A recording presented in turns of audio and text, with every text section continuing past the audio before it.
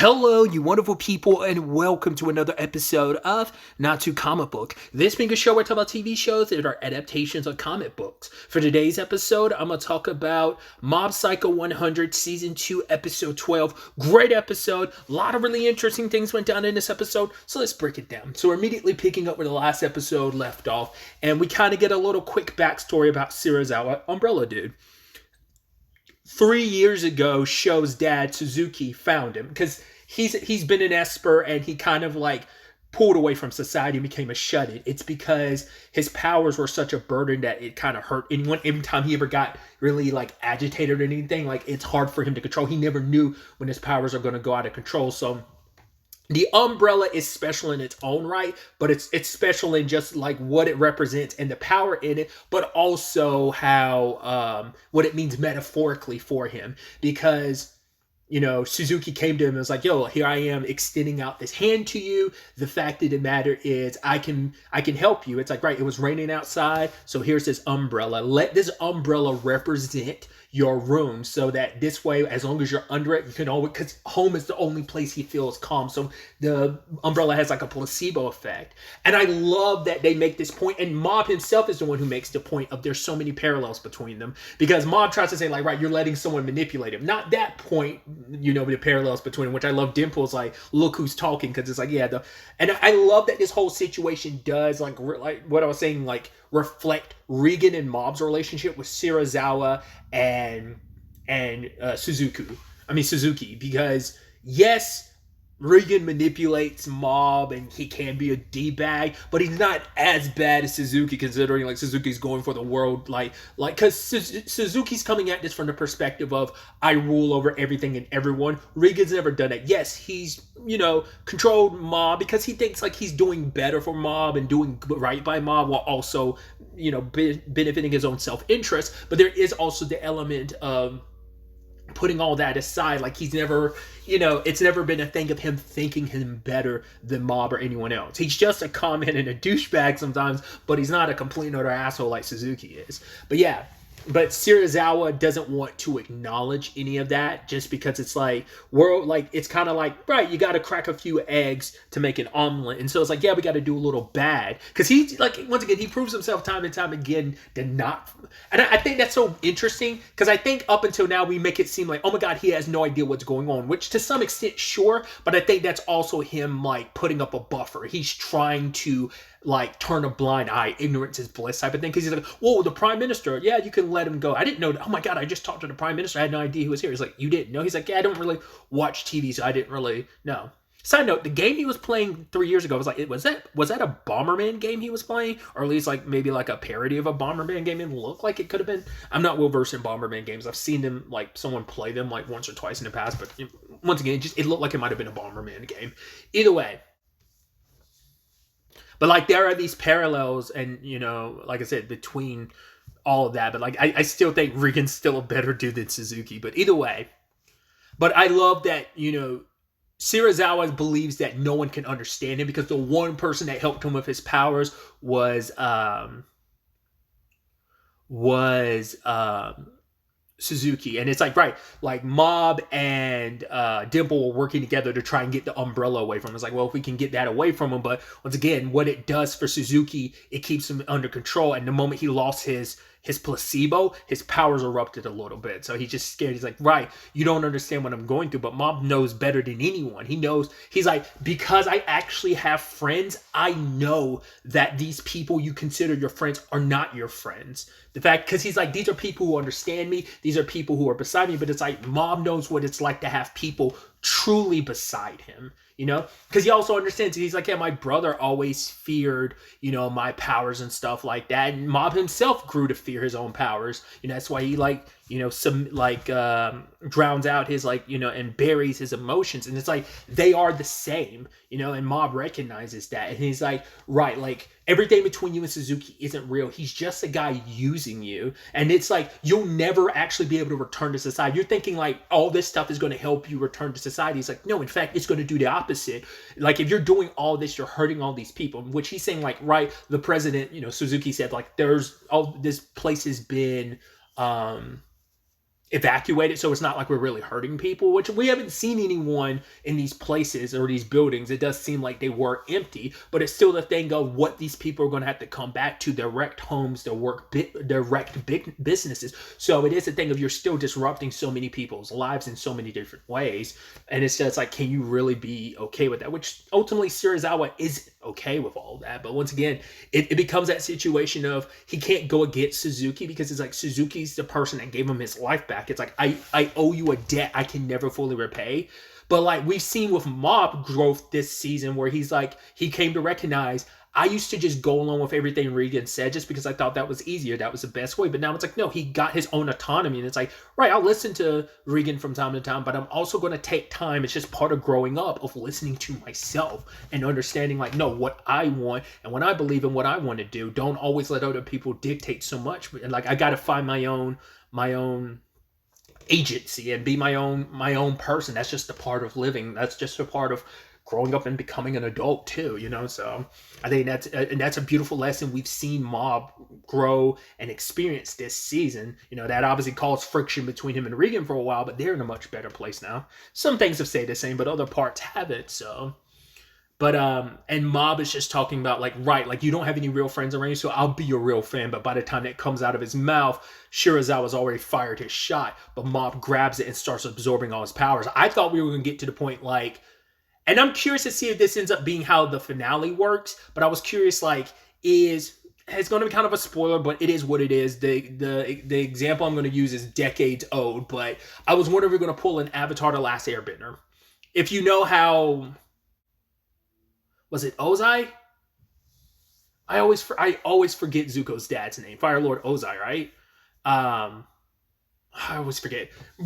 Without going into the specifics, how that the Ozai situation gets resolved in Avatar, I wonder. For a second, I was wondering, because we're talking about the context of it.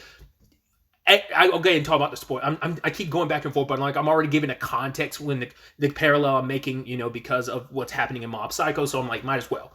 I was thinking, like initially, I was like, oh, is he going to take away his powers, kind of like how Aang takes away and seals Ozai's power so he can no longer bend. So I'm curious if there's something that was going on. That's what I thought at first. He's like, oh, you're taking my powers. It's like, right, he's scared of his powers, so why not take them away? But he doesn't. Mob gives them back to him, but I think ends up, I think it just made him kind of like, I think with everything, when Mob sent it his way, it made him go like, holy crap, you do understand me. And later on, he's not under his umbrella anymore, because I think for the first time, he's stepping out into the light and not, like, because the world was always dim because he's hiding under this umbrella, as we kept seeing, like, oh, it's raining, and then Suzuki's handing him the umbrella, and he's underneath it. I even love the in-between. It's like Suzuki and Serizawa, but then like the second one was Mob and Regan, and I love that while that's happening, he ends up putting a barrier around them. But either way, I think he ended up feeling all that Mob's ever felt. So it's like, right, you're exactly like me. We're the same. And a friendship did form from that. And Mob ends up saying this when he goes up there to Suzuki is Serizawa felt bad. The reason he ran away, the reason why he came downstairs, because he saw what Suzuki was doing to his own son, and he felt powerless. Once again, this is the man that kind of gave me my own agency back, my own, like, my life again. But it's like, yeah, like, what kind of like life can I live? Like, is it really all worth it if other people have to suffer in the process? Once again, he was just running away from things. He was kind of trying to be ignorant to all of it. We try to excuse it time and time again. It's like, well, it's all worth it. And once again, he was just running from the truth.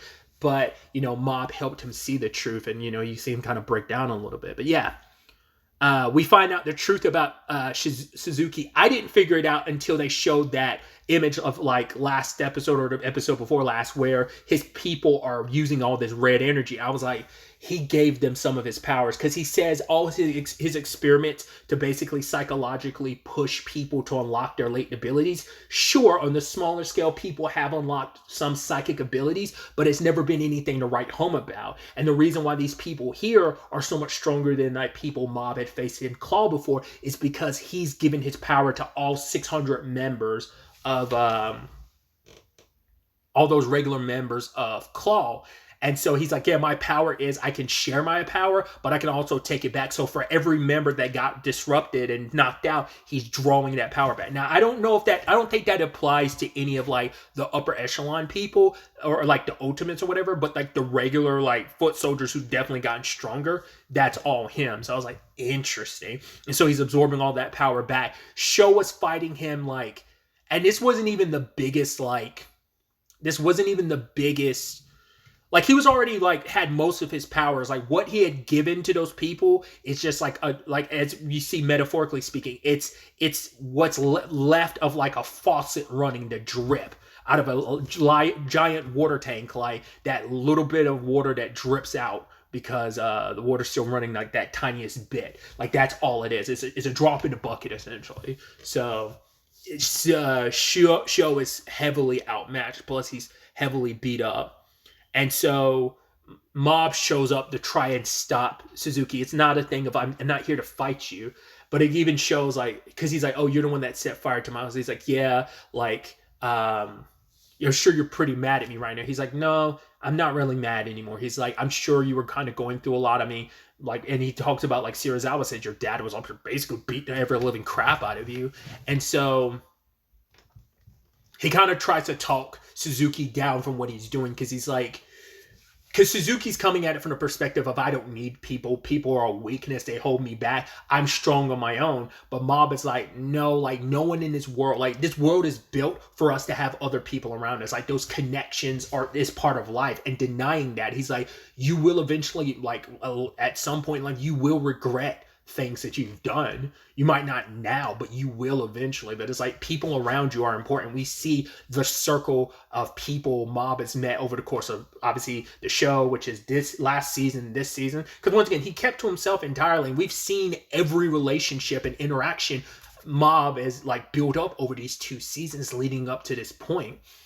And for him, it's just a thing of like, just because you have powers, it doesn't make you special. He's like, the fact of the matter is, he's like, there are so many unique people out there in the world. And he's met some of those unique people. And he's like, it's not up to you to be judge of the value of you. You have no right to value someone else's mindset and who they are. Like you have no right to do that. Like everyone is unique and special in their own regard. Just because we have powers, once again, doesn't make us better than it, doesn't make us unique. Like each individual person is unique in who and what they are and what they bring to this world. So I thought, once again, beautiful mindset that Mob comes, because Mob looks at things from that perspective. Because even Regan says, like, right, he might look unreliable, but the thing about Mob, his powers, sure, they're an aspect of who he is, but it's not all that he is. It's him being able to convey his feelings to people and basically making them like, it's his power to understand people, which he's been building that more and more over the course of the series, but also being able to properly convey his, I mean, and that is something that is unique. It's not, I mean, I say that as someone who also is not very good at conveying their feelings. Mob has gotten so much better at that, you know, despite being able to hold in his feelings. He's gotten to the point of being able to speak his mind, tell people what he's thinking, tell people what he's feeling, which he wouldn't have been able to do before as much, you know?